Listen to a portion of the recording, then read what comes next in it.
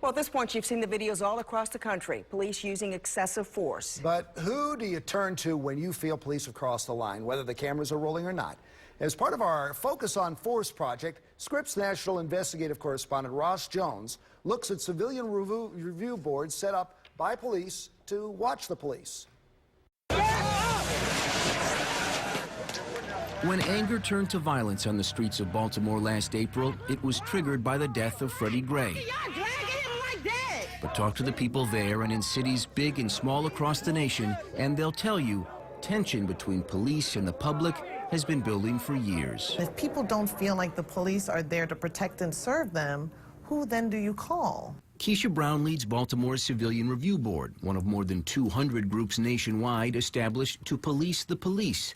But as we've learned, each city has its own limitations. We can interview witnesses, other officers, but the accused officer, it's voluntary whether they participate in the process or not.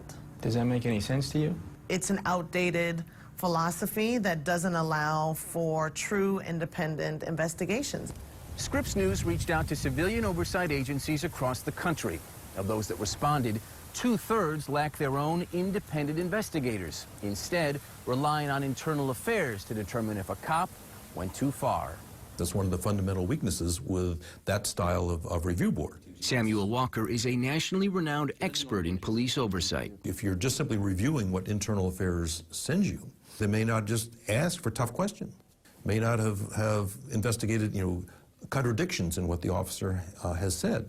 Another weakness we found, about 2/3 of responding agencies lack subpoena power to compel witnesses of alleged misconduct to speak up.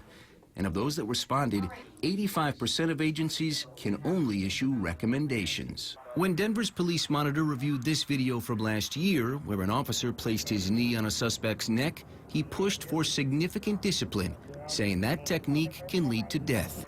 But the head of the department overruled him, levying the lowest penalty possible. And in some cities, when citizens finally do make an allegation, they are seldom sustained. In San Francisco, there were more than 1,100 allegations of improper force since 2010. The number sustained, 16. In Indianapolis, 268 allegations, only 11 sustained. And in San Diego, over a recent 2-year period, 176 allegations, sustained only twice. Are you talking about rotten apples or rotten barrels? Today, experts like Walker endorse a different method of oversight.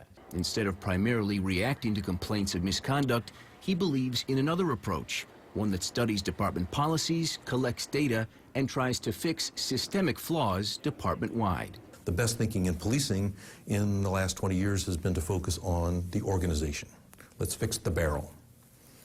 In Baltimore, the Civilian Review Board normally has its own full-time investigators dig into complaints, but right now, it has none. It's hoping to fill those vacancies within the next few weeks, along with 3 vacancies on its review board.